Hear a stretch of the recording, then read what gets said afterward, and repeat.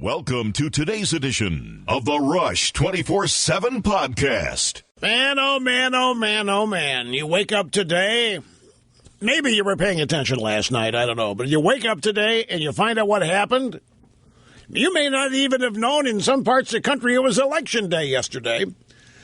And if you're one of the ones who didn't, you wake up today and you find out, holy cow, it happened again. You have to be buoyed. If you don't know what happened last night via the election returns, just hang in there because I'm going to tell you. This has to buoy you, it has to be uplifting, and it has to be affirming. These election results last night will affirm every instinct you've got about where this country is, about the majority of the people in this country, and what we're up against. And you know what else? The fact that we can win will be affirmed as well. Welcome, my friends. Rush Limbaugh here behind the golden EIB microphone. Telephone number 800-282-2882. The email address lrushbaugh@eibnet.com. You know, I have been, just a personal item here at first, I've been talking about the National Review 60th Anniversary magazine, the issue, and that the editors asked me to write a piece for it, and that I did, and I've been referencing it a little bit here and there. And the piece was published today at the National Review website. And I have, I'm always amazed by this. Even after all these years, I'm still amazed by it. The feedback I'm getting on this is over the top. And I'm so appreciative of it. I don't know what, no, I didn't think it was, no, what do you know? I didn't think it was not any good. No. I don't know. I'm just pleasantly surprised. I mean, Drudge is linked to it. We put it on our Facebook page. It basically just chronicles the history of this program. And it's a history I think a lot of people have forgotten. So I just put the words on paper. Anyway, thanks to all of you who have shared with me your thoughts and your appreciation, your love, devotion, and your absolute thrills with the piece. Ladies and gentlemen, I'm watching CNN just now, and they ran a little crawl on the bottom of the screen that said something along the lines of Republican voters choose outsiders. That's not even the half of what happened. This wasn't a Republican election last night. Well, unless you determine and wanted to talk about who the winners were. This was a general election. I mean, it was midterm, but it was a general election last night. Democrats and Republicans both voted. It's just that the Democrats lost. They lost in San Francisco, which is hard to do because that's all there are out there. They lost in Houston. They lost in Kentucky. They lost the governor's house in Kentucky for the first time in I don't know how many years. And what's fascinating about it is the polling called none of it. The polling was so off that the pollsters, I have a story here from the 538 website, which is Nate Silver, who is the god of pollster analysis. He was at the New York Times and now over at ESPN. And the headline of the story, what to make of Kentucky's polling failure? Says, here we go again. Feels like deja vu all over again. The polls in a major election were off by a wide margin. The surveys leading up to Tuesday's gubernatorial election in Kentucky pointed to a close fight between the Democrat Jack Conway and Republican Matt Bevin, with Conway holding a slight edge in all but one poll. Most of the polls last night, the last polls prior to the election, had the Democrat winning by 5.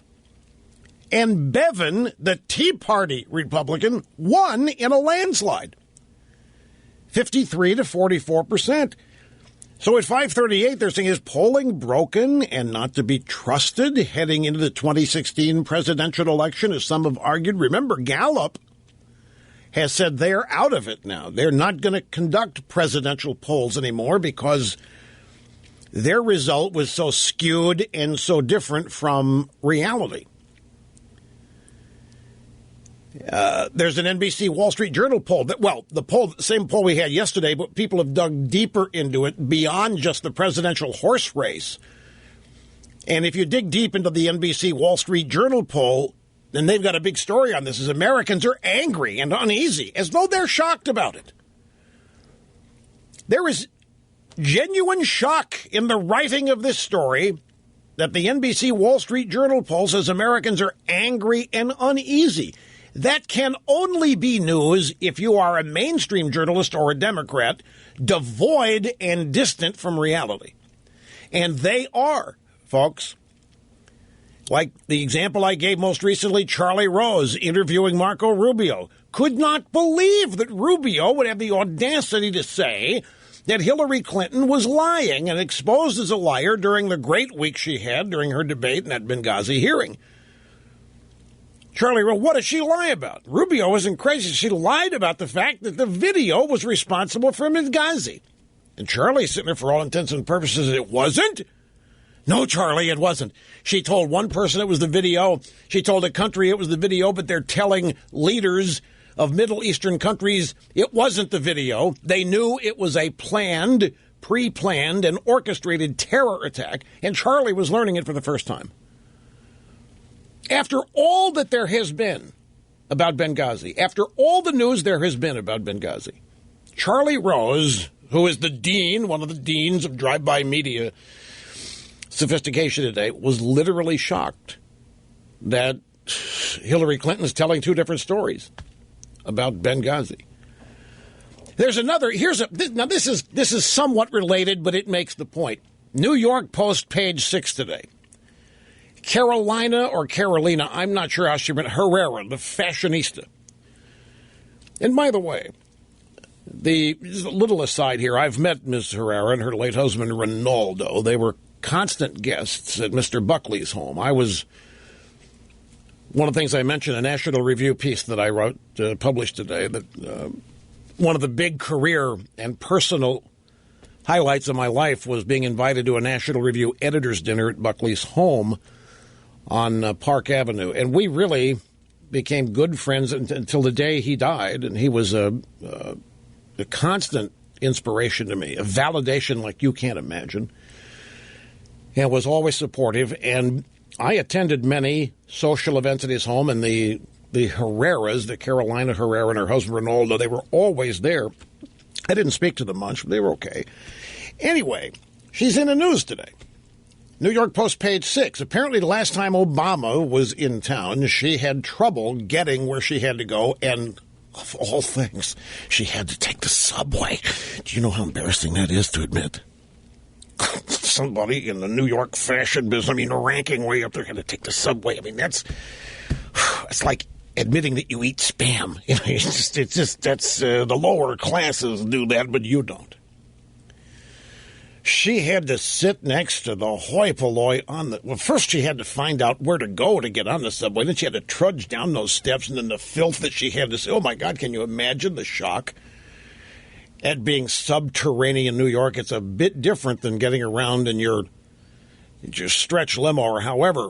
Anyway, all of that was necessary because Obama was in town, had traffic totally blocked, and she was asked, what do you think Obama would do if he knew he had caused you so much trouble? Oh, I'm sure he'd be horrified. I think he would be horrified. It's just typical. These people on the left. Oh, Obama has no idea he's causing all these problems for people. He's such a great guy. He's so in touch. He's got no idea. He'd be horrified to know how tough it is on people to get around when he's in town. This willingness to assign just total ignorance, good works, whatever to people. It continues to amaze me, no matter how often I encounter it and how often I see it. At any rate, the left is in a state of shock today because everything that they think means death for the Republican Party meant victory yesterday. They think discussing the social issues is death for the Republican Party. Discussing them got a man elected governor of Kentucky. They thought in Houston, slam dunk. This civil rights thing on the transgender, whatever it was down there, slam dunk, left's going to win this, going away. They lost big. Can't believe it. They're in shock over this.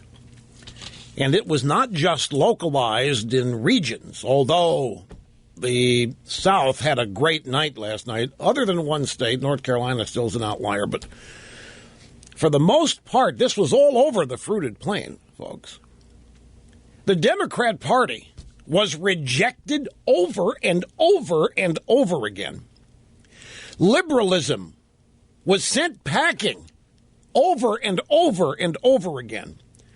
Barack Obama, because he's the leader of liberalism in the Democrat Party, by virtue of his association, he was rejected over and over again. Yesterday, candidates who advocated for gun control were sent packing.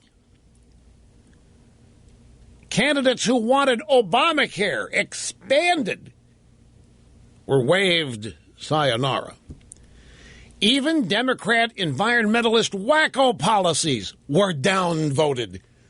People that stood up for the climate change argument, no, the voters just swept those people away as though they were swatting away flies.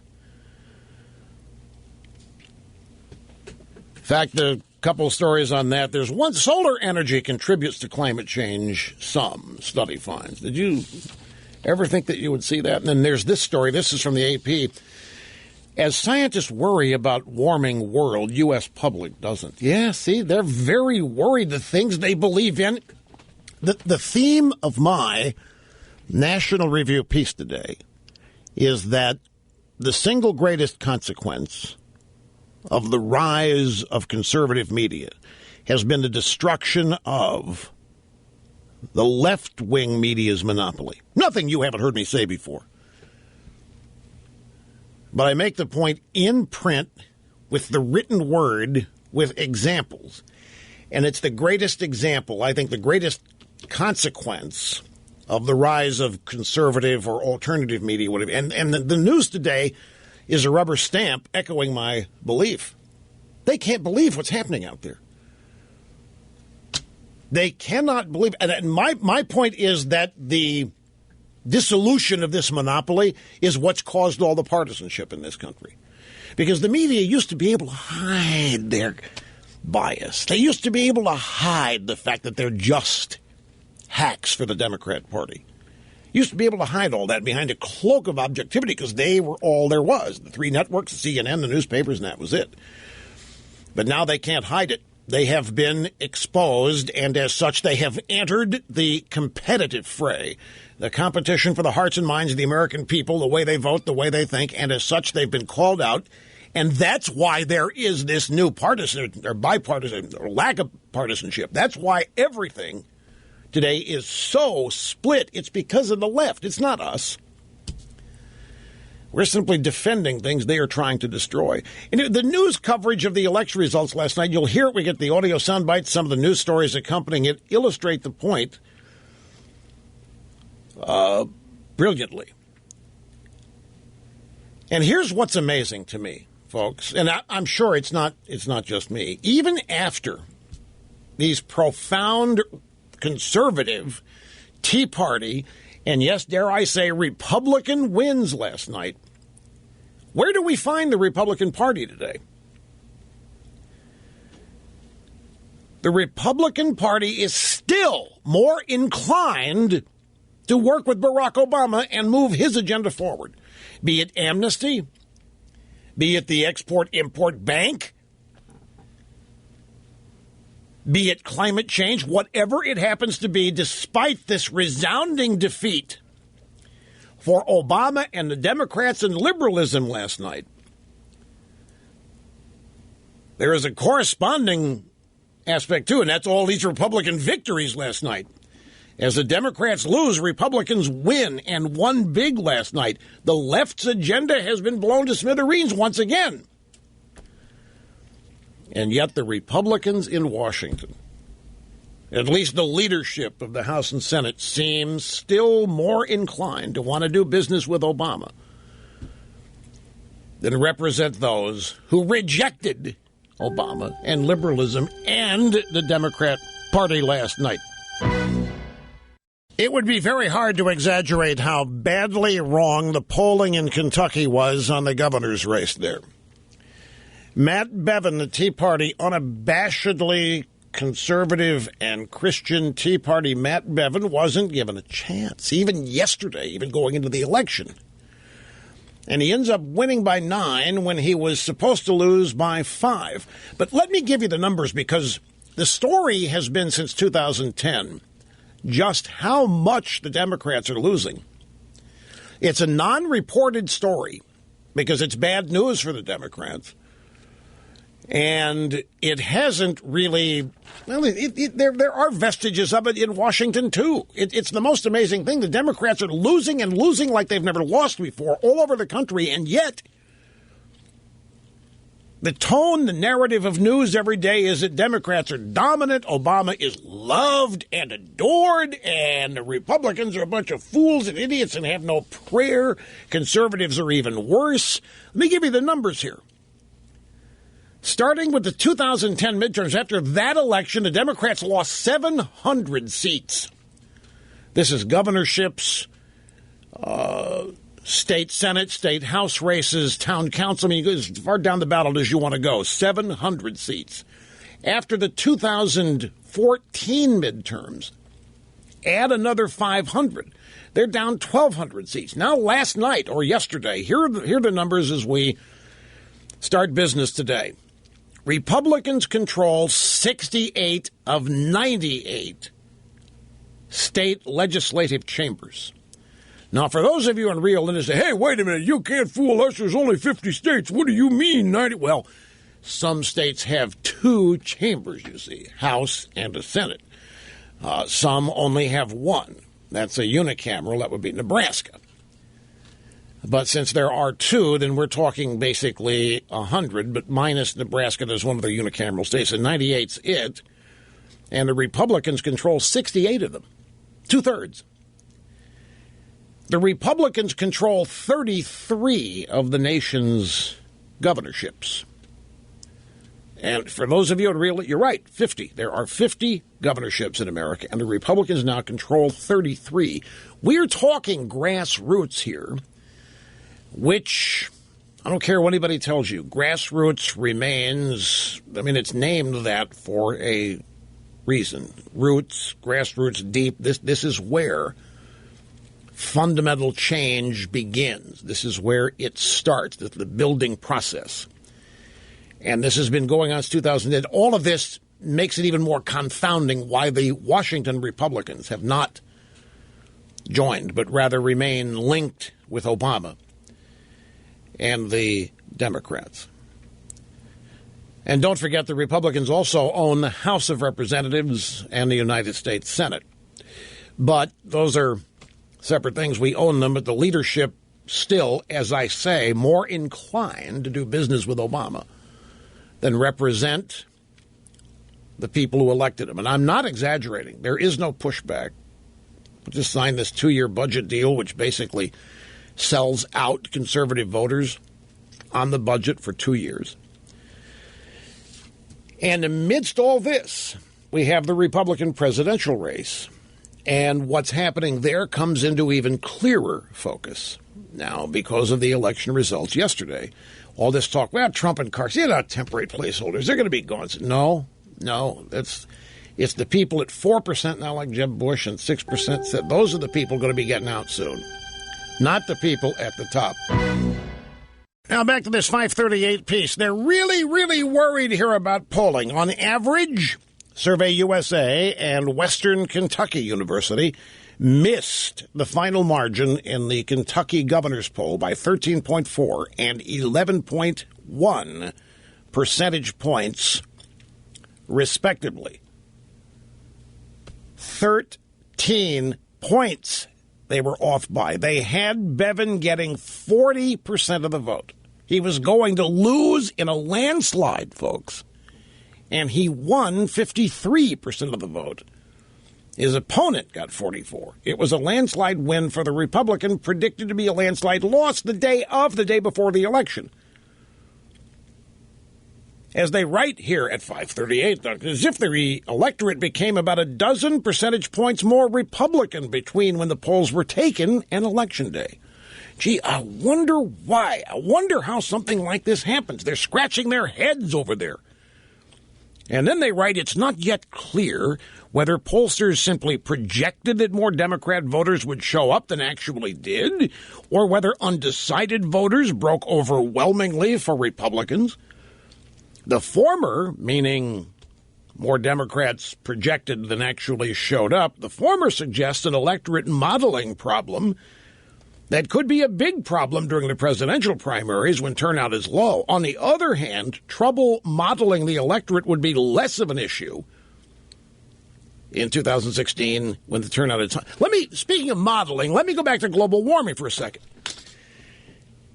Computer models, and I know, folks, I'm blue in the face saying this, and those of you who are regular listeners hear this over and over again, but you're never going to forget this. You're never going to have to remember this. It's going to be at the front of your mind.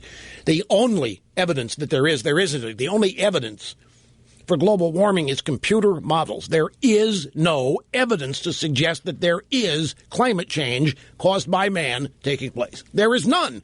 It's all computer models, and this is why the predictions are always for the next 30 years, the next 50, the next 100.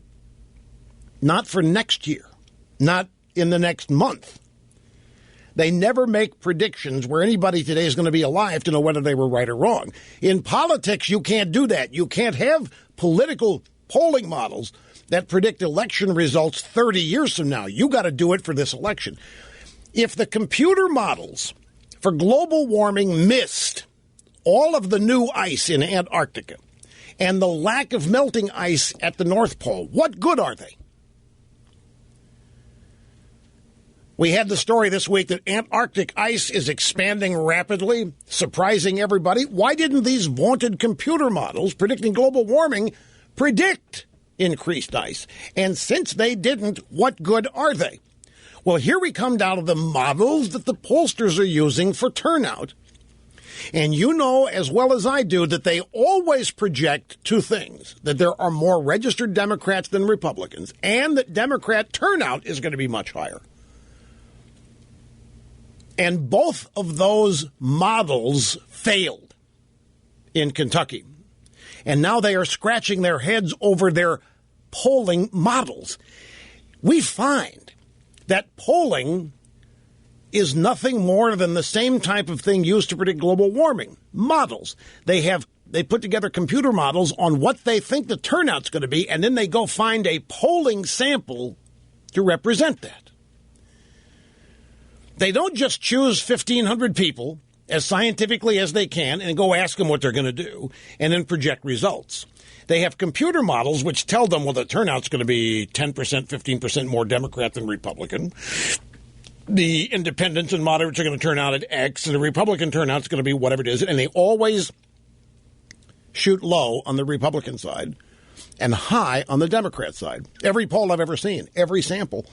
And in some cases, the weight given to Democrats in polls is so out of kilter that it can't possibly be true. And this is age-old belief that there are two times as many Democrats in America as there are Republicans. So they put together their model, and then they go get their sample.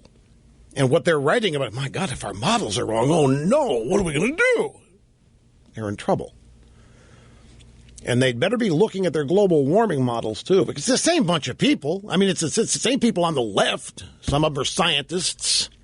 Well, they're all Democrats. Some are disguised as scientists, others disguised as journalists, others disguised as think tank specialists, others disguised as pollsters. But they're all Democrats. They're all leftists. I say all, 90%. And they put their models together based on their bias. And don't forget, there's something you cannot take out of this equation. That is, they are loaded for bear because they lost their monopoly 30 years ago. And ever since, the greatest consequence of that has been they have now had to fight for an audience which used to be guaranteed and built in. There was no competition for them. Now there is, and they're dealing with it in a very partisan and angry way, and it's creating this huge partisan divide in this country. I'm convinced all of this is on them. Because we're just harmless, lovable little fuzzballs here. For the first time in 30 years, offering opinions and facts different from what they project. You remember the words of Mitt Romney? Oh, it was so much better 25 years ago. Oh, when we all had the same set of facts. And when the Republicans were perennial and happy losers. But I don't want to just talk about Kentucky. Even the Washington Post, from coast to coast, the headline, coast to coast, conservatives score huge victories in off-year elections. And you know, this is another key point, too. This turnout model doesn't hold for presidential race. Presidential race turnout's a whole different thing because that's when all of the bought and paid for Democrat vote shows up, from the unions to the, you just name it. And you have a Democrat on the presidential ballot, and when it's a person and a personality, it's a much different thing than issues being the center piece of an election. The off years, these have been issue-oriented elections, and in those elections, the Democrats are just losing in landslides. In personality elections, they're winning. That's another reason I think people on Republican side are turning to Trump. Anyway, just like the midterms 1 year ago, it was another awful night for Democrats. Republican Matt Bevin won a big upset the Kentucky governor's race. The guy Mitch McConnell beat by 25 points in the 2014 primary will now become just the second Republican governor in Kentucky in 40 years. Democrats failed to pick up Virginia State Senate. Bloomberg and the punk Terry McAuliffe overwhelmingly rejected in Virginia.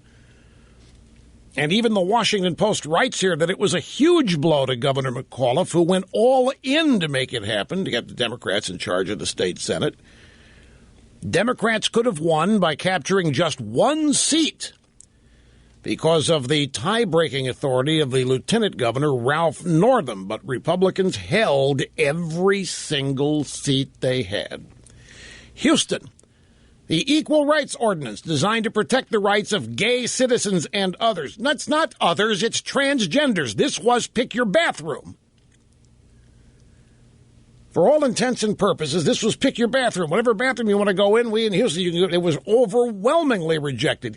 And so the left gets to run around and say, wow, Houston rejects equal rights. That's not at all what was rejected. Madcap, irresponsible liberalism, social, cultural decay is what was rejected in Houston. And it wasn't even close. Ohio rejected the legalization of marijuana by 2-1. And even in San Francisco, the sheriff who defended San Francisco's sanctuary city policy was defeated. Imagine that. Quick time out. Can't wait to get to your phone calls and get started on the audio sound bites of all of this. And then we meld the latest presidential news into it. And keep in mind the polls now. What does it mean here? All of these pre-election polls, practically all of them were wrong, and some of them big. So what does that say about polling in the presidential primaries?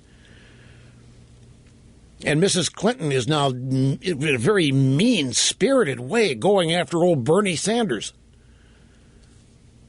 First, she called him a sexist, and now she's throwing down the race card on Bernie Sanders. It's very fluid out there, folks. It's very unsettled. And with the apparent flaws in polling, everybody, particularly on the left and the drive-by media, is in panic city today because they don't know what to believe, and the days are gone when they had control of what you believed. They no longer have that control, and they don't know what you believe, and that leads to abject panic among them. We'll be back. And don't forget, folks, in addition to the election results, stories all over the drive-by media today about how the public is not buying into global warming, even after the Pope weighed in on it. And the media is puzzled. They are curious. They're actually beside themselves over this. Despite high-profile preaching by Pope Francis, only 36% of Americans see global warming as a moral issue. And only 25% of those see it as a fairness issue. It's a non-issue. They're not going to give it up. Don't misunderstand. They're just going to double down now. But the point is, they're failing. Back in the days they had their monopolies, wouldn't have been slam dunk. There wouldn't have been any debate about global warming. Everybody would have believed it. The people that didn't would have never been heard from. And if any of them did happen to be heard from, they would have been destroyed and made fun of and laughed out of the political arena as kooks. And that's what they still try to do today, but it doesn't work anymore. Now, Matt Bevin in Kentucky ran as an unabashed social Christian candidate. All the things that we're told we can't win with. I want to go back. I've been saying this for 27 years, but I want to go back July 22nd on this program. This is me speaking about social issues as an opportunity for the GOP. My contention is that the social issues are a giant winning opportunity. And the left has been artful once again at convincing Republicans, rhinos, moderates, establishment types that they are losing because of social issues. And specifically, they are losing because of abortion. Yeah, they're losing the Latino vote because of amnesty, and they oppose that. And they're losing the women's vote because they're not feminists, they don't support feminism, and they are not pro-choice. It's just the opposite. There is a golden opportunity, particularly as expressed in this polling data, for somebody who knows how to do it, to turn these social issues into a huge opportunity for victory. Just like massive opposition to Obamacare, it was just waiting for a Republican Party to come along and coalesce with it, and it never happened. It frustratingly never happened. Yep, it was a built-in waiting majority. Opposition to Obamacare. Republicans could have tapped into it, been a majority party on that issue alone. Failed to do it. But the social issues, the big point that I've made about them recently is I have my friends constantly come up to me. I mean, they're us, conservative Republicans. Rush, you got to get rid of the social issues. You got to stop talking about them. The Republicans got to stop talking about them. All it is, it's killing us. It's killing us. It's social issues. We got to stop telling people how to live. We got to stop telling. I said, wait a minute. We're not the ones doing it. What do you mean we're not? Who is it that's disrupting the culture? Who is it that's trying to turn our culture upside down? We have no choice but then to discuss the social issues if we want to hold on to our culture. I mean, every part of the leftist agenda is devoted to upending American culture. Somebody's got to defend it. How come we, who stand up and defend it, are accused of talking about the social issues? Standing up for marriage, standing up for life. And we're guilty of standing up? No, we are defending an all-out assault on things that have set this country apart and defined its greatness since its founding. That's been my point all along. The social issue is not on us. Anyway, here's Matt Bevin. Here is the governor-elect of Kentucky addressing supporters last night after winning. We are blessed with an incredible set of values that the vast majority of Kentuckians hold, the core Christian values that this nation was built on. And while some will apologize, there is no reason that we must apologize for the core principles that make us an exceptional nation. This is a great night for conservatives in the state of Kentucky. Hey, say what you want, the guy won, and he won in a landslide. And he didn't hide it, and he didn't apologize for it, and he didn't make excuses. He went out and he broadcast who he was. He championed himself as a supporter of these various issues. You remember Drive-By Media covering the Kentucky, the clerk there, Kim Davis? Remember that? Around the clock? Oh, yeah, they're on the gay marriage issue and so forth. Yeah, she was the cutting edge. She was the future. She loses big. Here comes a guy talking about social issues that so many Republicans are afraid of. Basically shouting about them, shouting at support. He did, yeah. He visited Kim Davis in jail. But the point is, there's nothing to be afraid of here. Just takes a little confidence. Look at Ben Carson. Same thing, folks. John King, CNN, co-host Chris Cuomo says, what happened yesterday? Man, it's really grim out there for the Democrats, John. What are we all going to do now? It is grim.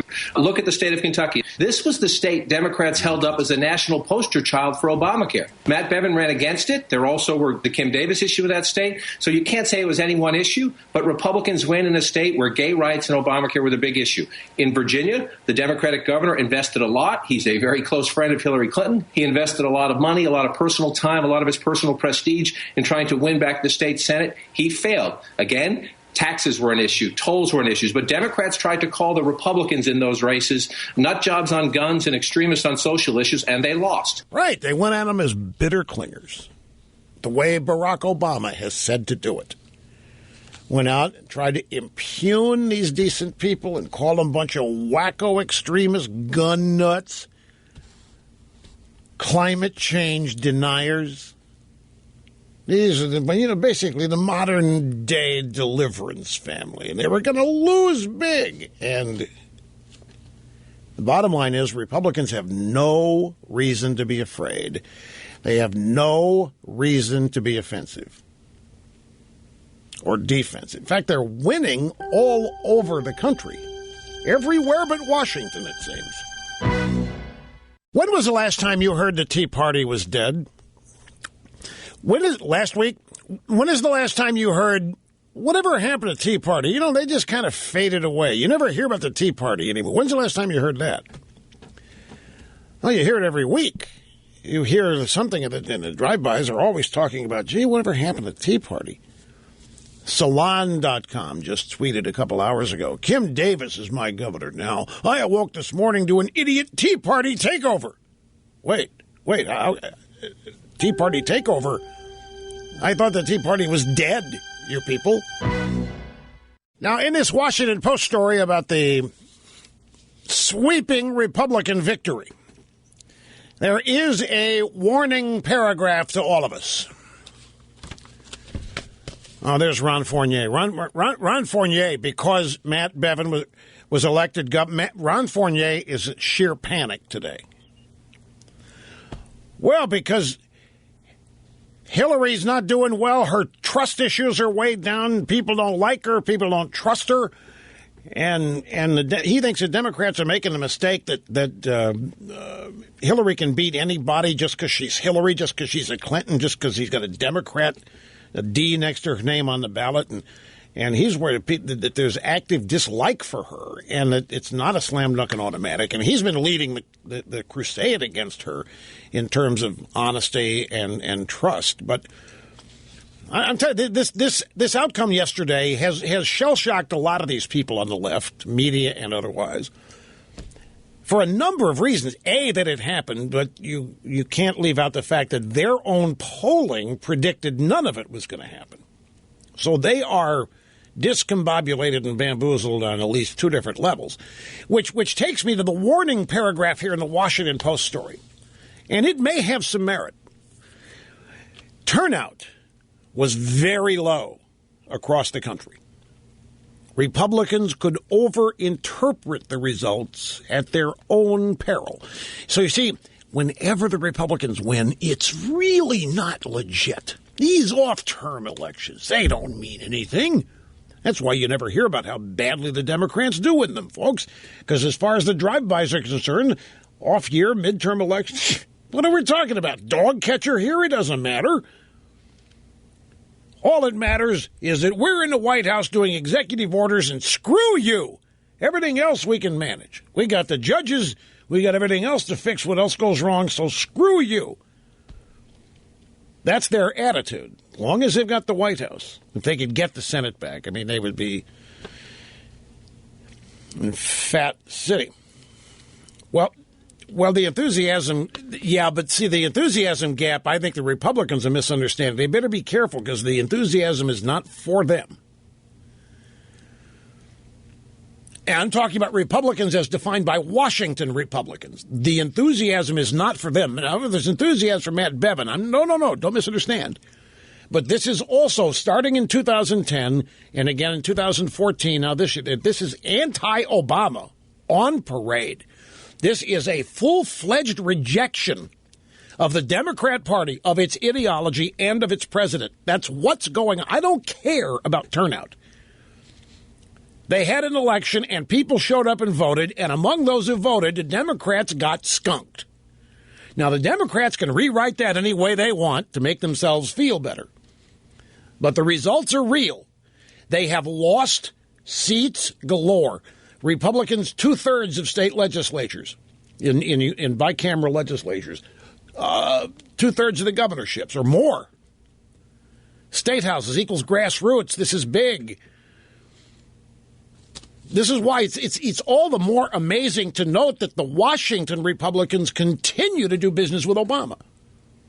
The Washington Republicans are continuing to prop him up. And yet Republican voters all over the country are saying, stop it. Stop him, stop the Democrats, and stop what you're doing. Now, this warning paragraph in the Washington Post. Republicans could overinterpret the results at their own peril. So don't feel all that hot about this win, because it really doesn't mean anything, because the turnout wasn't very big.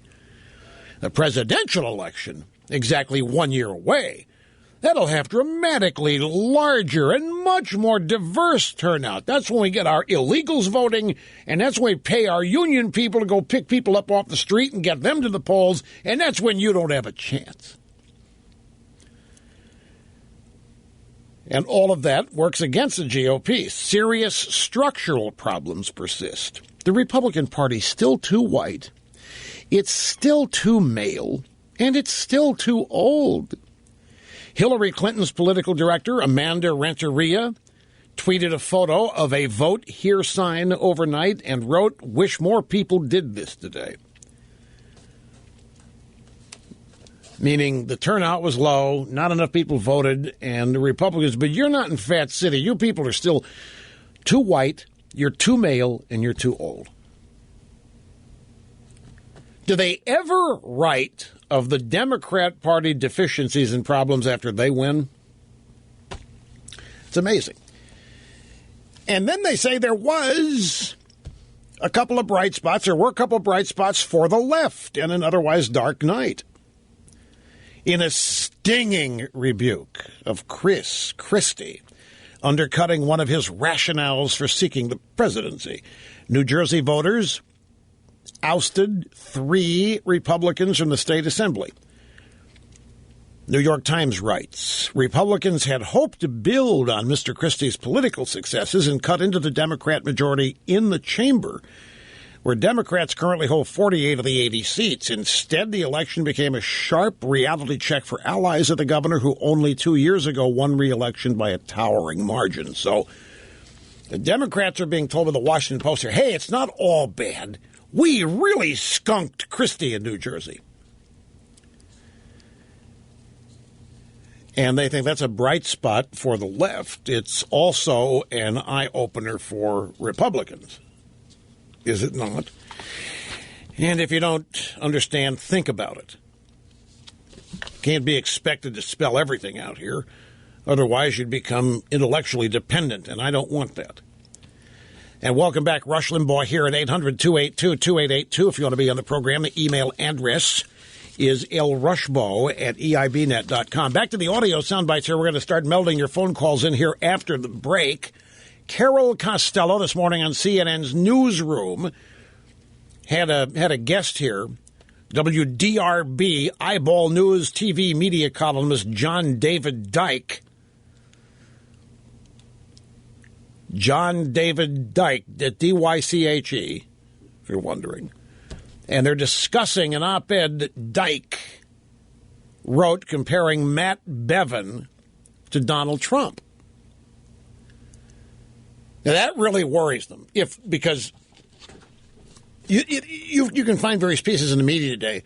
Oh, my God, this Bevin guy. Do you realize what else he did? He tied himself to Trump. Do you know what that means? That means that Trump was a factor in his win. Oh, my God. Because they still don't think Trump is real. They still don't think Trump's real. They don't think Ben Carson's real. They don't think either of those two people are serious or even going to be around. So Carol Costello and Dyke have this little discussion about the Trumpsters' impact, if any. You wrote this op-ed calling Mr. Bevin Kentucky's Donald Trump. Do you really believe Kentucky voters elected Bevin on bluster? Not just on bluster. Bevin does have some good ideas, but the fact remains that he contradicted himself frequently on the campaign trail, and he did resemble Donald Trump in a lot of ways during the campaign. Bevin never closely embraced the establishment. He didn't operate off a usual political script. He was saying things that would have been considered outrageous from more conventional candidates, and he used a lot of his own money. See, so for liberals who live in a bubble, and everything outside that bubble may as well be another planet to them, this is all terrifying. They think Trump is just bluster. And the only reason people like Trump is because he's braggadocious and he's a character. And he's a personality. Yeah, he has big hair, he does all this stuff. He's not a real guy. He's a caricature, he's a cartoon figure, and people like cartoons. And then they see this guy winning the governorship, and it causes a reality check. Because they just can't believe. They will never accept that any Republican wins on issues. When you boil it all down, ladies and gentlemen, no matter where you go in the media, Democrat Party, anywhere on the left, when we're talking about Republican wins, it is never about issues. It can't be, because their issues are the only issues there are. Our issues are kookism, quackery. So it has to be other things. It has to be blustery, personality. It has to be mind-numb robot voters, brainless and brain-dead, influenced by the likes of talk radio and who name it. But it's never issues. This little conversation continued here. Bevin and his complaints and campaigning against Obamacare came up. He also talked a lot against Obamacare. Did that also put him over the top in Kentucky? Well, there's no doubt President Obama has alienated Kentuckians of both parties with Obamacare, with coal issues, and on social issues. A lot of people are experiencing premium increases under Obamacare. I think perhaps more importantly was the gay marriage issue, which was focused on Kentucky nationally when Kim Davis, the clerk in Rowan County, refused to issue marriage licenses to same-sex couples. Bevin was quickly on the scene there to take her side. That's another thing. They can't believe that. They can't. Somebody supported Kim Davis. Won? Like, Kim Davis is she's racist, she's a bigot, she's a blustery fool, she's dangerous. Can't believe anybody sidle up to her and then win. It does not compute with them. They are that detached, folks. I don't know how else to say it. They are that distant from reality. They live in their own virtual world where Charlie Rose is shocked to learn that Hillary Clinton has lied about the video being the reason Benghazi happened. He has never heard any other explanation. He has never heard that Hillary Clinton's told 2 or 3 different versions of the story, depending on who she's talking to. So Marco Rubio comes along and calls Hillary a liar, is exposed as a liar, and Charlie thinks that Rubio's practically committed a crime. That's a very serious charge, Senator. Accusing Hillary Clinton of lying? Rubio is incredulous. He's talking to a guy who has no clue. Now, how can it be that one of America's most acclaimed journalists has no idea? And it's not just Charlie, it's all of them. They have no idea other than what they report and the things that they discuss with their friends and so forth. They have no idea. Matt Bevin, I guarantee you, to them, may as well be an alien.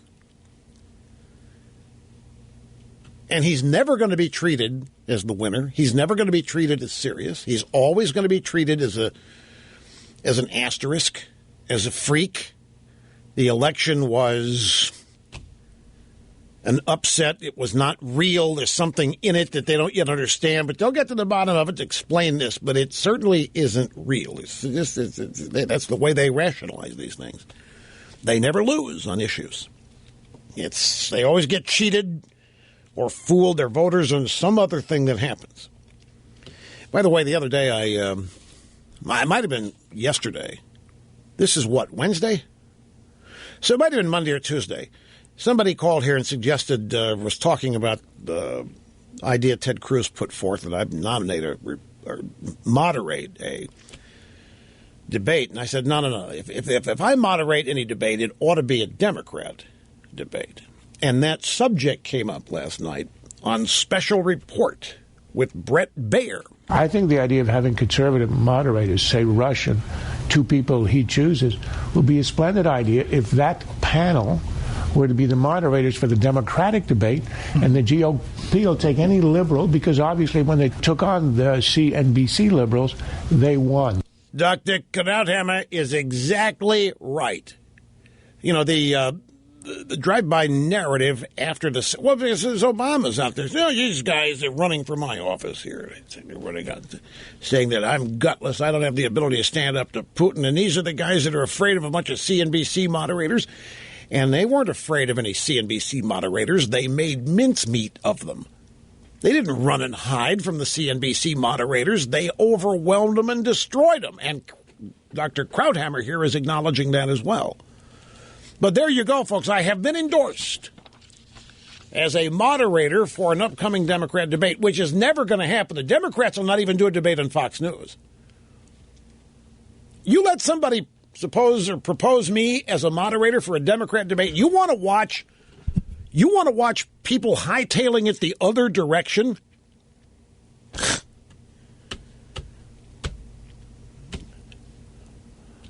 Well, it might.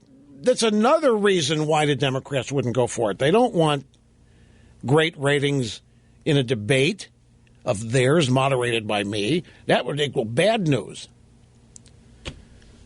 And it's not going to happen. I just wanted you to know that the idea that I had me moderating a Democrat debate, that has been endorsed. And Jake Tapper of CNN came along and made the point yesterday that after Obama's running around and trying to rip on these Republicans for cowardly behavior toward the CNBC moderators, Jake Tapper on CNN on his show last night, talking about all that, said this. Democrats boycotted the Fox News Channel / Congressional Black Caucus debate back in 2007. So a lot of Republicans are out there saying, you know, this isn't just about Republicans not liking moderators. Democrats didn't like the idea of Fox News Channel doing a debate back in 2007.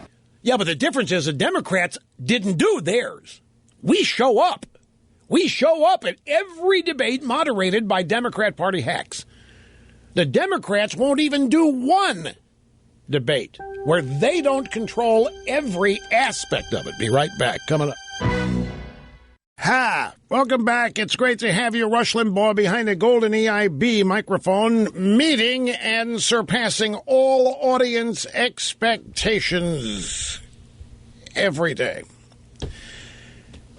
No. Ron Fournier of the National Journal, his panic is that he believes since Bevin won, he thinks that any lunatic can win now.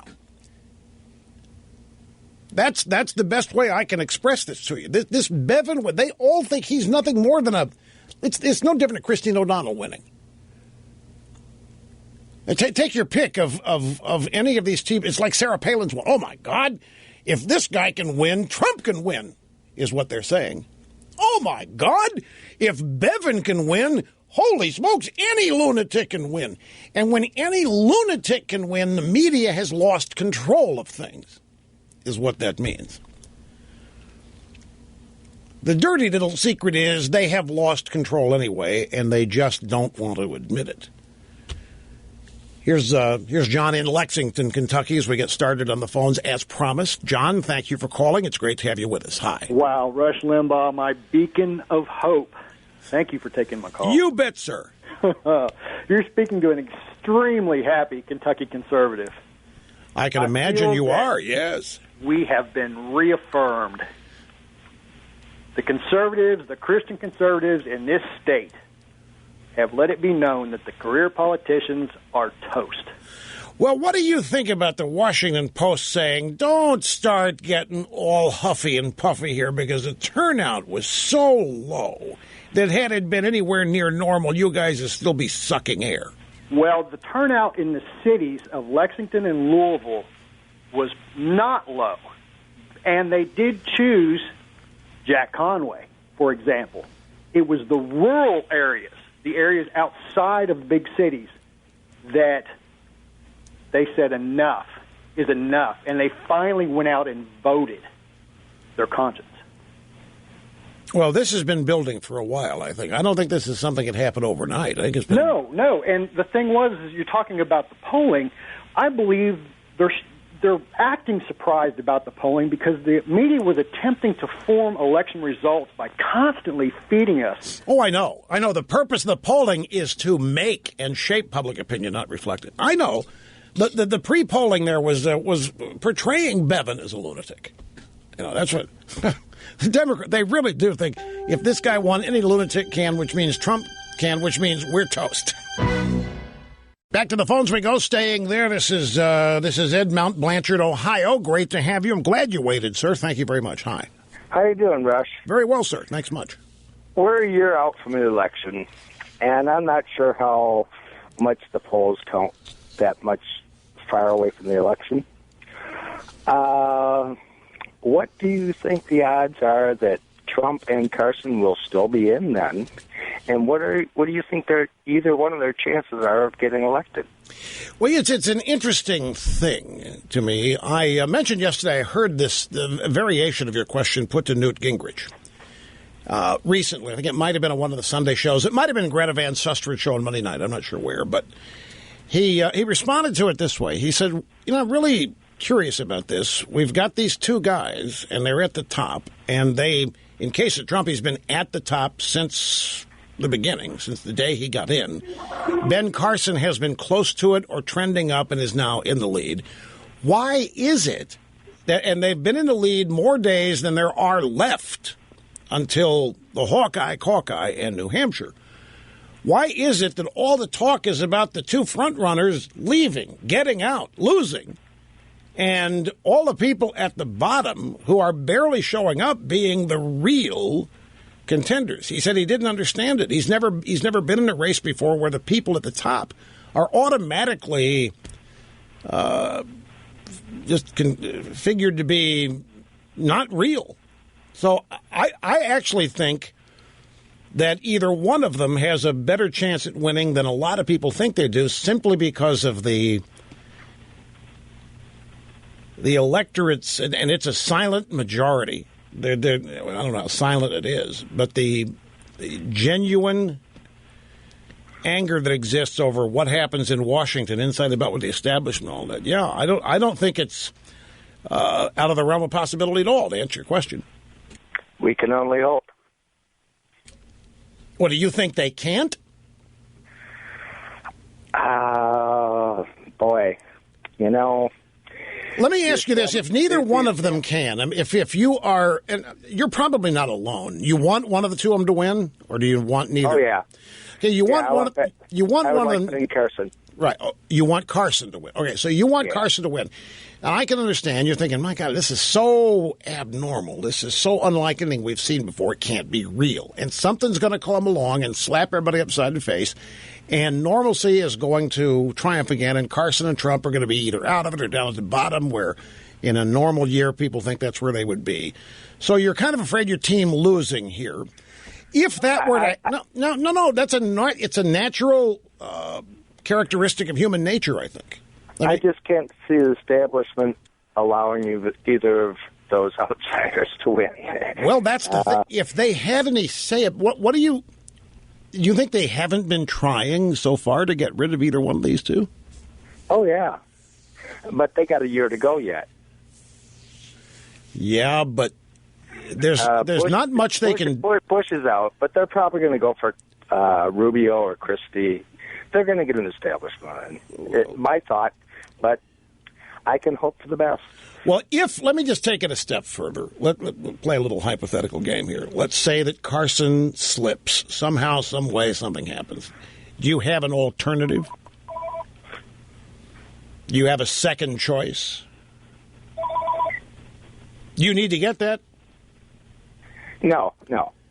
You have a second choice if Carson somehow doesn't make it all the way? Boy, Trump would be interesting. But my second choice would probably be Cruz. Cruz, okay. Well, then the way I look at it, you can't lose. You think if you got Carson at number one, and then you want Trump, and if neither of those end up doing it, then you got Cruz. I mean, I think you just named the three most likely here at the top. But it's hard for a lot of people to get their arms around, because politics is a business, and people have been paying attention to it for their lives, and certain people always end up winning, and they are professional politicians who come from party organizations, and Trump and Carson are as outside that as anybody can be, and here they are triumphing over all of it, and to a lot of people who love it, it doesn't still compute. And so there's some insecurity about it. Look at what you just said. I can't see the establishment, the all-knowing, the all-powerful, whoever they are, establishment at some point is going to come along and blow both those guys up. You just know it. You're just convinced of it because they're your team. And be it the Super Bowl, the World Series, the Stanley Cup, everybody thinks their team's going to blow it. It's a great fear people have, even when sports is concerned, when it supposedly doesn't matter. But it is, I think Newt's right. It's a fascinating thing to listen to people talk about people who've done nothing but be at the top from the get-go, to talk about them as illegitimate and they're going to fade at some point. So why? What's going to change? Is the electorate just making a statement now that they don't really mean? See, people don't think the electorate is in any way that coordinated, organized, or sophisticated. But you're not the only one discombobulated by this. The entire professional political business is upside down because of this. On the Democrat side, let me tell you a little secret. On the Democrat side, they are worried like you can't believe about Hillary Clinton and her vulnerability. And added to that, they know they don't have a bench. They know it isn't going to be old Bernie, the communist. And they know it isn't going to be Martin O'Malley and his abs. And they know, and they can't get Putin to run because there's not enough time to make him a resident and have him register. And they can't get Castro to run because he's too old. And the Chinese communist leaders don't have enough name recognition, so they can't go there. And they don't dare come up with, go get Jorge Ramos and try to tell him to run. That wouldn't work because there's too much anti-attitude about that. So they're stuck. They're stuck with Hillary. And when they're stuck with somebody, you talk about a long time.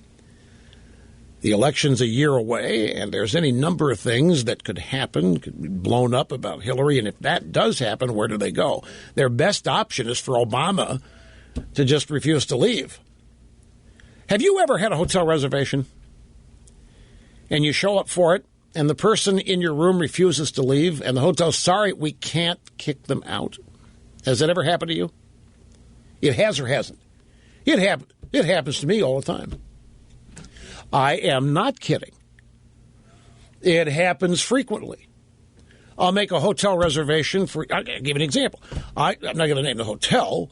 I make a hotel reservation a year in advance, and a week out, I'll get a phone call. Sorry, the guy is not leaving. He's been there 3 months and told us he's going to be leaving 2 days before you check him, but he's not leaving. And we can't, by law, kick them out. I've had that happen any number of great hotels. I mean, they're my favorite places, the places that there's no politics to it. It's just, that's never happened to you? Never happened to you? Well, now, here's the, wait a minute. Now, if you don't know this, Like, if you want to stay and your reservation's over, and if they come and say, you got to get out of here, you'll probably leave because you don't know that you can camp and stay and they can't kick you out. So you'll get up and leave because it's the hotel telling you you have to leave. Your reservation's up. This is when you said you were going to go. Obama, what if he decides not to leave? What if he says, I just can't in good conscience leave this country to the Republican Party? I just can't. Did you see who they elected governor? I mean, they put lunatics in all. I can't in good conscience leave this country. And you think the media would oppose that? The media would find a way to support it. I'm not predicting it. Don't start firing off emails to people here. Just having a little fun think process here. But I'm just trying to illustrate the Democrats don't have anybody but Hillary. And if something blows up for her, and I'm just telling you, they're worried to death about it. Contrary to what you might think, the Democrat Party is not unified behind Hillary, and they're not all excited about it. There's more fear of Bill Clinton than anything and what he would do. They think he's got the power to blow up the Democrat Party if somebody screws around with Hillary's candidacy and all that. So I think they're in a defensive posture. Now, other people in the Democrat Party love her and think it's the best thing in the world and she's a goddess and all that. I mean, it runs the gamut. But I'm just telling you, it's not monolithic that she is the best thing they've got. There are people really worried about her vulnerabilities because they're real. The woman is flawed in many, many ways. And remember, despite appearances, the drive-by media monopoly doesn't exist anymore. There are now ways that they can be penetrated. They can't shield and protect their flawed candidates and hide them the way they used to be able to. And let me tell you something else they tried in Kentucky. The Democrats and the drive-by media. They said he's going to take away your free Obamacare health insurance. They ran around the Democrat candidate. They ran ads. The media doing interviews, asking people on the street, so are you worried that Mr. Bevin is going to take away your Obamacare policy? Are you worried that your health care costs are going to skyrocket because Bevin wants to take away your health care? And even that didn't work. Now imagine you are the Democrats. By the way, this is the drive-bys. You can go through and some soundbite support for this maybe. The drive-bys, they are shocked to learn in many cases, and that's not universal, but they are shocked to learn there are people that don't like Obamacare. Now, I'm sure you're going, Rush, that's crazy. They have to know that. No, folks. They live in a bubble. It's a small universe of people that they interact with. And they interact with the architects of Obamacare. They interact with elected Democrats. They interact with other media people who think all this stuff is wonderful. And of course, the people that don't like it are Republicans who are immediately written off. But to them, the Republicans are a minority, non-existent party, and the people that vote for them are very tiny, non-existent, really bunch of kooks. And so substantive opposition or dislike of Obamacare is not real. And so they run ads against Bevin, accusing him of taking away health care. And they think, this is going to kill the guy because everybody loves Obamacare. They love health insurance. And Obamacare brought health insurance to everyone. They have no clue that a majority, that's not, they can read the polls, but I tell you, they selectively believe what they want to believe. They have to read these polls, majority polls, that people don't like Obamacare. But it doesn't register because another factor in liberalism is what people want is irrelevant. They're too stupid to know what's best for them. And I'm not exaggerating this at all. So a public opinion poll on Obamacare that shows a majority oppose it, to them just confirms how dense people are. Or unappreciative, in fact. All the hard work Obama and the Democrats did, and all things they had to do to overcome these mean-spirited Republicans who want to deny people everything, and they finally got them Obamacare, health care, national health care. And people don't like it.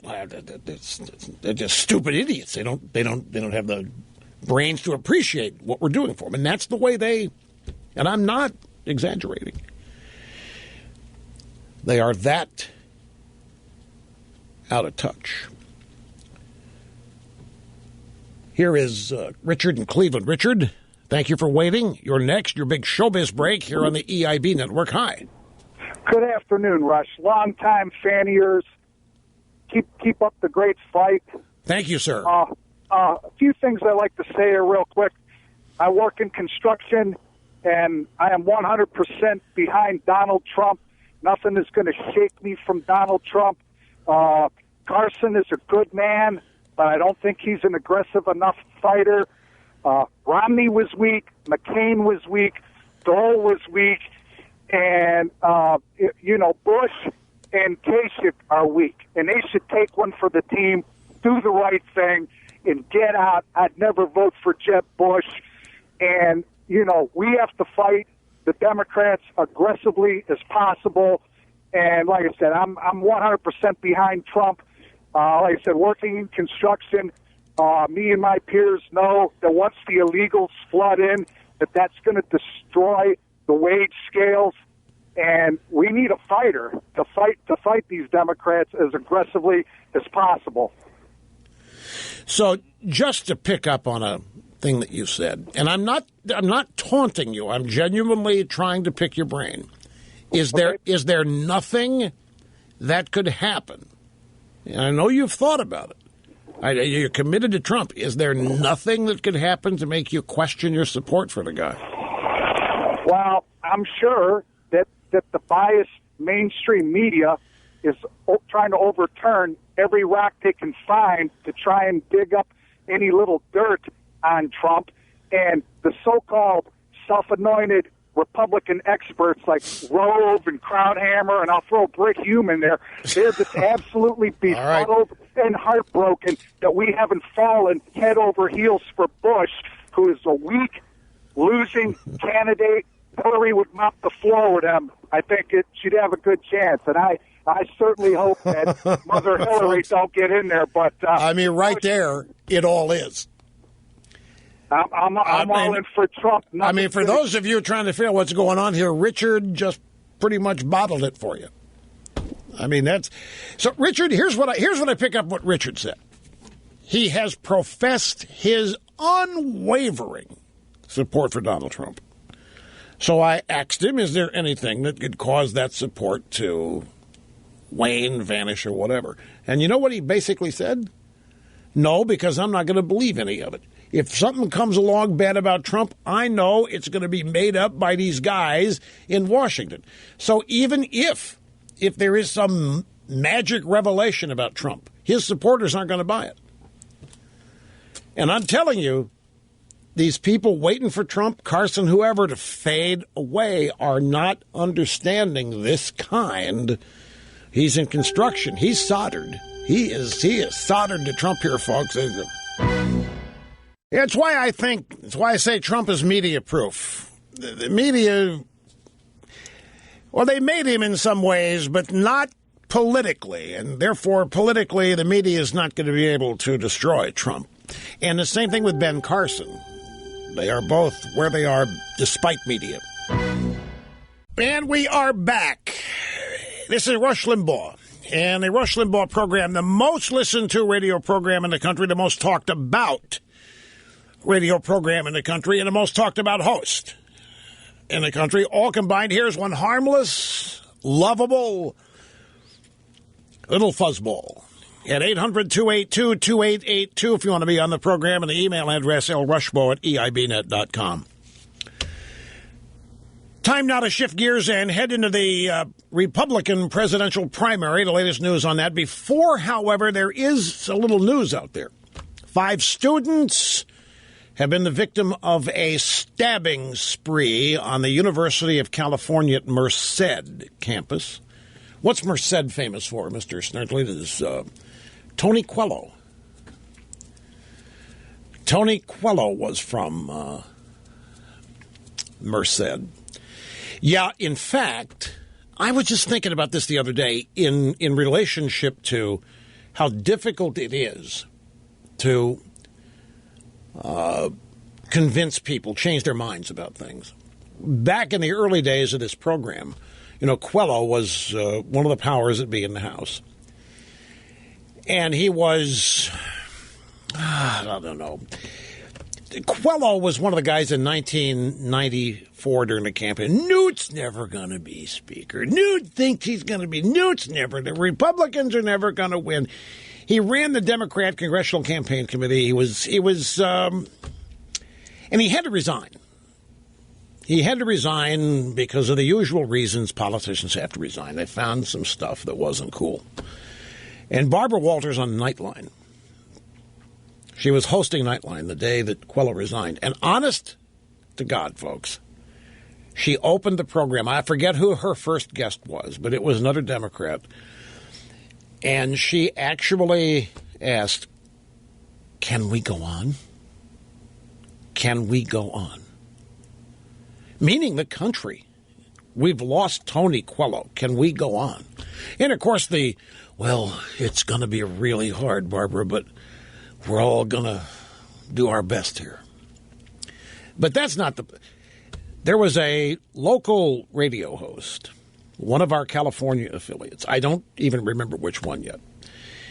But program was new, and I was doing what I did. I was exposing liberals when I found them. It had never happened before. That's one of the aspects of this program being new. The only thing that happened in the news about politicians when Republicans were called out, when Republicans were caught doing something unethical or illegal or cheating. It just never happened to Democrats unless the Democrat happened to be someone the other Democrats wanted to get rid of. But it was this program that exposed Jim Wright, the Fort Worthless Jim Wright, the Speaker of the House. And but there's no reason to wonder why they hate me, is bottom line. But the point is that one of these local hosts had become friendly with Coelho over the years. He was a routine guest and just could not believe any of this that I happened to be saying about Coelho. And it caused a rift. It almost caused me to lose the affiliate. I forget which it was, but I had a fairly good relationship. It was the afternoon drive guy. I had a fairly good relationship with the guy, but this caused a rift. And he was... Back in the early days, people weren't sure they wanted to carry a national show in the daytime. It was all kind of obstacles we had to overcome. And I remember when it became clear that I had not been making anything up. This guy had Coelho on his show and asked him point blank, and Coelho wouldn't deny any of it. And it was a disaster for this poor guy because it wasn't even about partisan politics. He just loved Coelho. He's just a good friend. He was the local congressman and all that stuff. None of it. My point is that when people get tied to political figures, no matter how earth-shattering the truth, it's tough sometimes to get them to see the truth. It's not just true in politics. If you have there are personal relationship examples, like you know a married couple and one of them's doing something, and or you don't, and somebody tells you that you don't want to believe it, and you won't believe it till you get proof, and even after you get proof, you don't want to believe it. You just did it, and so my point is, it's really difficult here to permeate the kind of relationships that Democrats have built up with people, particularly in the media, as in Barbara Walters. Can we go on? Can the House survive? And she was not trying to be funny or melodramatic or anything. So I remember being incredulous. When I watched it, I could not believe it. It was like there was a genuine, like half the country had died or been defeated in a war. Can we overcome it? Anyway, that has nothing to do with what happened. What happened was there's been a stabbing out there. 5 students were the victim of a stabbing spree on the University of California Merced campus. And the point is that the stabbing spree was stopped when the guy with the knife was shot by the guy with the gun. Isn't that how it always happens? And here we were. This is a gun-free zone, by the way. I'm sure it's a California university. And so since it's a gun-free zone, the criminal to say, you know what, I can't take a gun, so I'm going to take a knife. And he got away with stabbing 5 people until somebody showed up with a gun. And by the way, the University of California at Merced is the newest campus in the University of California system.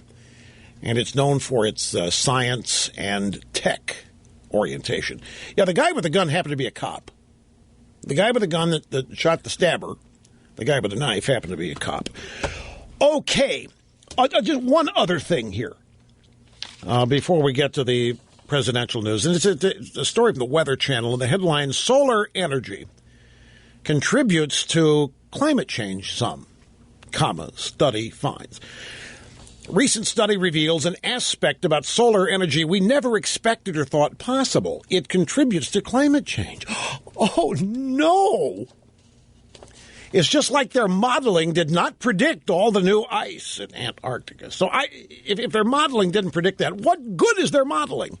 Their modeling is predicting stuff 20, 50, 100 years down the road, climate change, but their modeling predicted all this new ice at the South Pole. So what good's their modeling? I mean, I think it's a legitimate question. The study, conducted by climate change research scientist Axie Hugh of the National Center for Atmospheric Research, and published Monday in the journal Nature Climate Change. Are you kidding me? They actually now have a magazine named Climate Change? See, they've got the journal Nature. That's been around for a long time. Now they've got a subdivision, Nature Climate Change. The study, conducted by climate change research scientist Axie Hugh, found that solar panels tend to cause regional cooling when converting sunlight into electricity and increase urban area temperatures when the electricity transforms into heat. Researchers conducted climate model sensitivity experiments to look at the effect. You've got solar panels all over half of North Carolina. Why do you need a model to predict or study this stuff? You know, Apple's making they're building these data centers all over the place to handle all their iCloud servers and Siri and all the other things. They're making a big deal about how they're green and they're energy correct by building all these solar panels to power these data centers. Well, has anybody ever stopped to think all of these solar panels prevent sunlight from reaching the earth? Now, before you go off half nuts, say, yeah, but so does a roof, Rush. I understand that. But we human beings, it's incumbent upon us to build shelter. We have to adapt, protect ourselves from the elements. But dirt doesn't need to protect itself from the elements, trees and so forth. Has anybody never stopped to think what all these solar panels might be doing vis-a-vis the energy and the warmth of sun reaching places in the earth it's supposed to? I bet nobody's thought about it. No, I'm talking about the proponents. They think these solar panels are creating green energy, clean energy, renewable energy, no fossil fuels, no pollution. But they don't stop to think, okay, you're talking about something abnormal and unnatural is a bunch of solar panels, man-made, laid out across acres and acres and acres of what used to be farmland.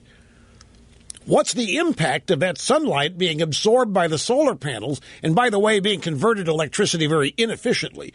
What's the impact of that sunlight never reaching the earth? You know, there are little organisms in the earth that need the sunlight. You got worms in there. You have, any number of organisms that are being denied their precious sunlight because of the solar panels. And what are those things doing? They're either reflecting or they are absorbing, sucking up, if you will, the warmth of the sun. They are preventing vitamin D from reaching the planet. Vitamin D is where sunlight's where you get it. And it has to have some kind of effect. Researchers conducted climate model sensitivity experiments to look at the effects of solar panels placed in various regions. Why not actually look at the... What do you mean model? Why do you need climate models? Climate models missed the new ice of the Antarctic. They missed 18 years of not warming. What are you doing creating climate models when you have actual solar panels polluting half of North Carolina, now half of Oregon, and a lot of the state of Washington? Who knows wherever else? Solar power is the world's most abundant source of renewable energy, according to the solar energy industry. Of course they would say so to a bunch of special interest lobbyist types. Yet, despite its abundance, researchers say using even the smallest amount of attainable solar power would be enough to provide energy for the entire globe, right? Well, why isn't that happening then? Large solar installations affect global... Does anybody... This whole solar thing is a scam, starting with Solyndra? Well, not the whole thing, but... all right, enough of that. I mean, that's just stream of consciousness stuff. Presidential polling data, Republican side, Jeb Bush, this is the Politico, Jeb Bush plummets. In the latest national poll, Trump and Carson continue to lead the GOP field. Jeb's support among Republicans nationally has plummeted to the low single digits in the latest Quinnipiac University survey. Was released today as Jeb's campaign seeks to hit refresh with its Jeb Can Fix It tour. Meanwhile, Trump and Carson continue to lead the field, Carson outperforming Hillary Clinton in a hypothetical general election matchup. This is why Ron Fournier is bordering on insanity today. Matt Bevin winning tells Fournier that any fruitcake can win now. Any lunatic can win if this guy did. And Ben Carson? I don't care whatever you think they think of Trump. They think Ben Carson is the biggest walking idiot they've ever seen in the political universe. They don't deny his prowess as a surgeon. But they think Ben Carson's so pathetic, they feel sorry for him during these debates. You can tell it by the questions they ask him. So then they see a poll here, and it's a poll they trust, Quinnipiac. It shows Ben Carson beating Hillary Clinton in a hypothetical general election matchup, and they're teetering on the left and in a drive-by media. In the latest poll conducted after last week's Republican debate, in which, it says here, I'm just reading, Bush delivered a mediocre performance, just 4% of Republican and independent Republican-leaning voters said they would support Jeb in their state's primary. In the September survey, Bush had 10%, trailing Trump and Carson and Carly Fiorina. In terms of favorability, nobody polled lower than Bush at a net negative 33 points. For its part, the Bush campaign has tried to manage expectations among the media. The communications director, Tim Miller, tweeted Monday, FYI political press corps, Jeb's going to have a few weeks of bad polls. Comebacks take time. We recognize and are prepared for that. So what they're saying is Jeb Can Fix It is brand new. It's going to take a while for this comeback to happen. You got to hang in there and be tough with us. But let me, if you read this story, like the headline here, Jeb Bush plummets in latest national poll, Trump and Carson continue to lead. If you read the whole story, that's not the headline you would write. Nor is it the headline I would write. I would write one of the following headlines. I'm not going to read the whole story. So trust me, this is the meat to me. These are the lead of the story that Politico's not highlighting. Poll, Hillary Clinton seen as most dishonest and untrustworthy candidate running for president. That's in this story. In the Quinnipiac poll, Mrs. Clinton is seen as the most dishonest and untrustworthy candidate, Republican or Democrat. You have to dig deep to find that. Or, most Republicans beat Hillary in head-to-head matchups. That's another thing that is incontrovertibly true in this political story, but you have to dig deep to find it. The lead is buried. There are two different ones they could have gone with. Both are buried. This Quinnipiac poll is a gut punch to this Hillary campaign. There's nothing in this that's remotely good for her.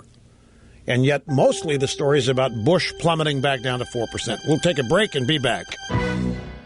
Rush Limbaugh, talent on loan from God. In the Quinnipiac poll, Hillary Clinton is seen as the most dishonest and untrustworthy candidate running for president. The most honest and trustworthy is Ben Carson. In the same poll, he is at 62%. Say that he is the most honest and trustworthy. Only 24% disagree. Only 36% see Hillary Clinton as honest and trustworthy. Now, I'm just saying that in the bowels of the Democrat Party, polyps and all, there is a lot of disquiet about Mrs. Clinton. I mean, she may be the going-away nominee. She may be presumptive. It may be the coronation. But they are very, very, some of them are very worried because if something happens that they can't control, they got nowhere else to go. Well, Biden maybe, but in the bottom line, that's really not, I mean, there's a proven loser, too, on his own. Trump's new book, Washington Post, 7 things in Donald Trump's new book you probably won't hear at a rally. What does that tell you? They think that these 7 things are deadly killer things. Things that are in this book that Trump will never admit to, will never talk about. Really? He wrote about them. Where did you find them, Washington Post? They're in his book. You know what one of them is? He thinks global warming's a hoax. Yeah. He won't ever say that in public. Really? He just wrote it. How else the hell do you know it? But again, a great illustration. They think everybody accepts and buys into and believes the reality of global warming. And here comes Trump thinking it's a hoax. So as far as they're concerned, he's just labeled himself a lunatic. He just put a red flag on himself here as an absolute bumpkin. They don't get that it is a positive. The sound bites quickly. Here is Trump talking about Rubio and Jeb this morning in Concord, New Hampshire. Rubio is surging in New Hampshire? I don't think so, folks. When you find out the truth about Rubio, you'll check his credit cards from Florida, and you're going to find out how does he feel about illegal immigration. And I will tell you, he's since changed his mind a little bit. He's still weak on it, but he changed his mind. There's no way that plays in large parts of this country, especially in New Hampshire. And after that, he took Jeb Bush apart. And I have that coming up after the break. There's not enough time to squeeze that one in before the next obscene profit break here at the EIB network. So I'll get you those. The other 6 things in Trump's book that the media thinks they've discovered that he'll never admit to. It's incredible. And your phone calls are coming up, too. So hang tough, folks. We'll be right back. That's exactly what happens here. We break it down. We make the complex understandable. Concord, New Hampshire campaign event. Donald Trump speaking about Jeb Bush. Jeb Bush says he's not a good talker. Why would he admit that? If he's not a good talker, and let's assume that's a fact, why would you say, I watched him, I'm not an entertainer. He goes, I'm not a good talker. I don't speak well. I don't debate well. I don't do anything well. But you should vote for me. That's Jeb Bush. Everybody's laughing here on the other side of the glass. I mean, it's uncontrollable laughter on the other side of the glass. This is almost unfair. You've got a guy trying to be humble. You've got a guy from a family dynasty. I know about family dynasties, and I know what's drilled into them. And if they're not the Kennedys, one of the things drilled into them, you will not tarnish the family name. You will at all times be humble. You will never, ever refer publicly or even think of us as a dynasty. You will always, always show other people respect. You shall always, always downplay your station in life. That's all Jeb's doing here. He's just, hey, you know, I'm just like you. I'm not the best at this. I'm not the best at that. But I love my country and I want to fix it. And the consultant's advice is, look, Jeb, just go out, admit that you're just like everybody else, but you want to fix the country. You love it as much as they do. I know exactly that's what he's trying to do. It's the mark of a good character. It's the mark of fine character, actually. But the political campaign, if it weren't Trump saying this, do you think any of these other Republicans would say the things about Jeb that Trump is saying? I mean, Jeb's out saying these things in one way or another. He is, look, I'm not an entertainer. And look, I don't particularly stand out as a debater. I'm telling you, that's breeding. It's in a way has been raised. It's an attempt to be humble. I know that. Don't doubt me. But you can take it too far. You start admitting or acknowledging shortcomings when you're running for the most powerful office in the land, and it may not be what people are looking for. People want a president to be better than they are. You really shouldn't say anything self-deprecating unless you're making a joke about yourself, and that's the only reason you self-deprecate in that sense is because you have to be able to show you can laugh at yourself. But when you've got somebody with a killer instinct like Trump out there that's going to take what you say and throw it up against the wall and stack it up against common sense, Jeb, why are you running in? If you're no good at anything, if you're admitting that you can't do this and you can't do that, why are you running? What? Okay, ask the question. What's the question? Well, see, okay, here we go. All right, here we go. Another question. See, here it comes again. Do you think Trump went too far in his attack on Rubio and his credit card debt? Because, Rush, look at all the people that are maxed out on their credit cards. And it's the same as Trump making fun of them. Trump saying that they wouldn't be qualified. Has Trump gone too far? Well, I don't know how you want to judge whether he's gone too far. Have we had peak Trump? Has Trump peaked and Carson now the lead legitimate? Is Trump leveling off or is he fading away? Whatever. Okay, but he's leveling off. Do you think that's why? I mean, the McCain stuff didn't stick.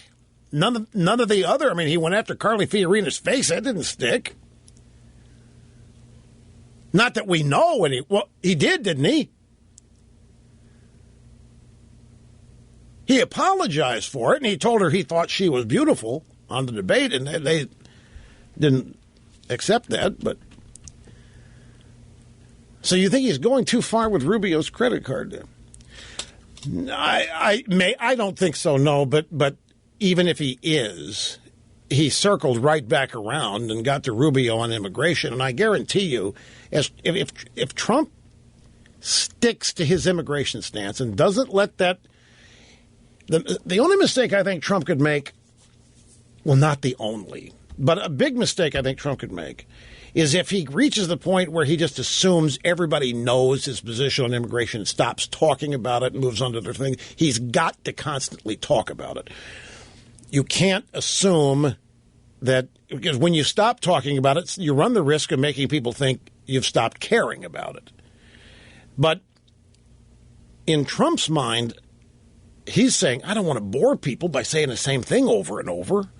Every one of mine. He's even referenced that. He goes out and he does these personal appearances. And he says, you never know what you're going to get with me because I don't have a stump speech.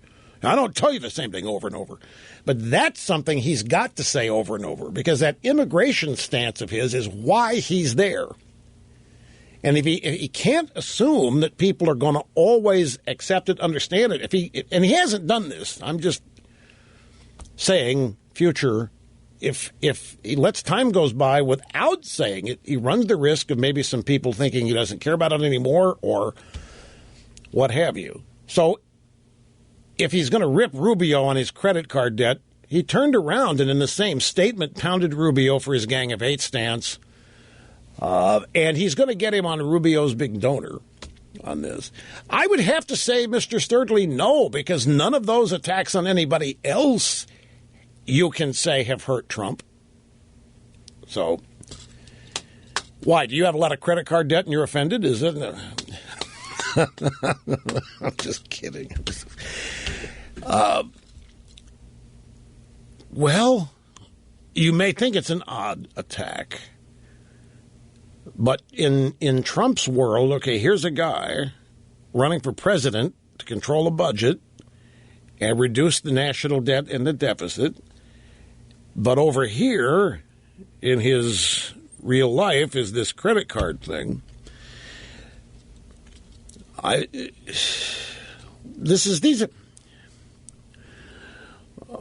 know, right?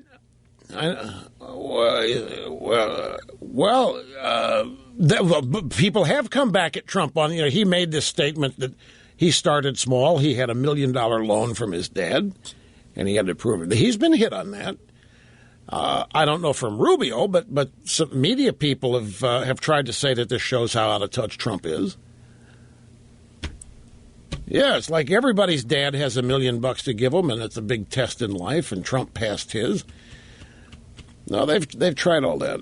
I think it's risky to say that this, one of these individual things that he gets into is going to take him out. Time will tell.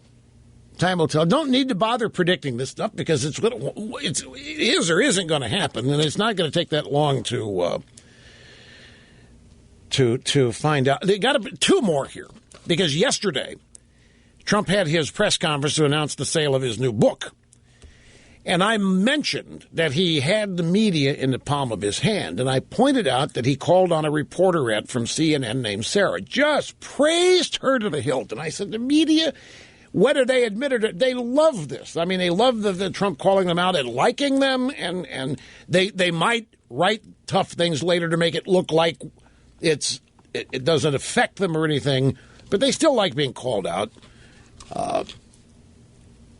But he ripped her today. Praising her yesterday, rips her today. Let's listen to yesterday.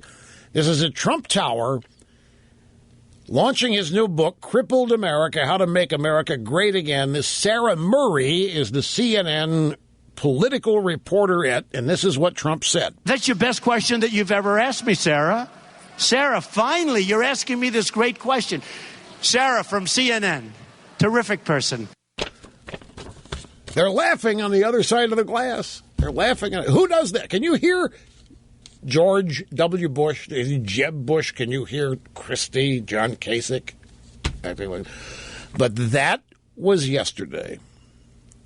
Today on CNN's New Day, the host Chris Cuomo interviewing Trump, talking about his press conference yesterday. You have me followed by Sarah Murray, and she doesn't know what she's doing. Listen, and Mr. Trump, you have to stop insulting people who do their job. Energy, to use another good word. It's not. Nor does she report the energy in the room. Look, she stands there like there's 12 people in the room. You were nice to her yesterday when you saw her at your book signing, but now you use this tactic of attacking her. Report the same night. She didn't even show the lines of people. Oh, so what? She didn't show the lines. People know how many people were there. You tell everybody. Excuse me. It stretched all the way down to Madison Avenue from the door. 3 and 4 abreast. Have a good case that the media is mean to you. I just don't think you have a good case. Now, you get the most attention. I don't know if that's because she's incompetent or she doesn't like me, or maybe she's given instructions from up above. I love this. Or maybe she's been given instructions. So from one day to the next. Now here, a couple observations. In the first place, Chris Cuomo has got to learn when Trump is talking, get out.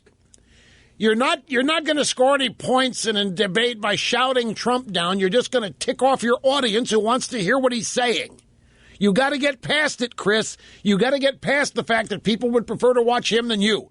And when he's talking, don't interrupt him. You're just going to irritate people. They're watching CNN when Trump's on to hear Trump. There's a little professional advice. I'm just trying to be a nice guy here, help a fellow broadcaster get it right. Now, what Trump was saying, he called on Sarah Murray or praised her, and apparently the report she did on his deal yesterday did not satisfy him because she didn't show all the long lines of people stretched down to Madison Avenue waiting to get into Trump Tower. She didn't report the energy in the room. She was reporting like there's only 12 people there. And Cuomo said, but you were nice to her yesterday. And Trump said, I was nice to her until I saw her report the same night. She didn't even show the lines of people. And Cuomo can't believe he's that petty. What do you mean she didn't show the lines? People know how many people were there. You tell everybody. Trump said, excuse me, it stretched all the way down to Madison Avenue, 3 and 4 abreast. The place is packed, and she gives a very inaccurate story. I don't know if it's because she's incompetent or she was given instructions from up above. Here is Shannon in Manassas, Virginia. It's great to have you with us on the program today. Hi. Hello there. How are you? Well, I'm good. Thank you. I'm calling to extend the celebration here in the state of Virginia. That's big. Yesterday's election. That's big because the governor out there, the punk, tried to take over the Senate, and he was foiled. Yes, he was, absolutely. And so was Mr. Bloomberg. He wasted millions of dollars of his own money, and he was defeated in his efforts. They were going against the Second Amendment, and they lost. In Virginia, this is big because many people, political experts, social scientists, think that the Democrats are taking over Virginia. Yep. And on an issue like gun control, I'm sure these guys went in thinking this is going to be a slam dunk. They think they've convinced everybody guns are bad. And I guarantee you, they're just as shocked over this in Virginia as people in Kentucky are over Matt Bevin winning there. Well, not only that, sir, you have to think and remember that Terry McAuliffe is a good friend and a confidant and a supporter of Hillary Clinton. Oh, yeah, absolutely. And Hillary thinks that Virginia is more of a purple state. Well, I don't think she thinks that this morning. Well, that's probably true. It's probably true. Hillary's problems are a little bit more immediate than Virginia right now, but I agree. Yeah, right. But she'll get around to it. I think, look, folks, keep all this in perspective. We didn't win the presidency yesterday, and what happened doesn't mean that we're going to either. The turnout differences in an off year and a presidential year are real. But nevertheless, this is a huge, huge upper that happened. And for a lot of people, it came out of the blue. And it shows that these midterms in 2010 and 2014 are not flukes. And it shows that the massive building opposition to establishment politicians inside the Beltway is not a fluke either. Well, that's it, folks. Again, we have run out of busy broadcast time. There's always tomorrow. Thank you so much for joining us today. It's always appreciated. Never, ever doubt that. Be back here tomorrow, same time, same station. Do it all over again. See you then.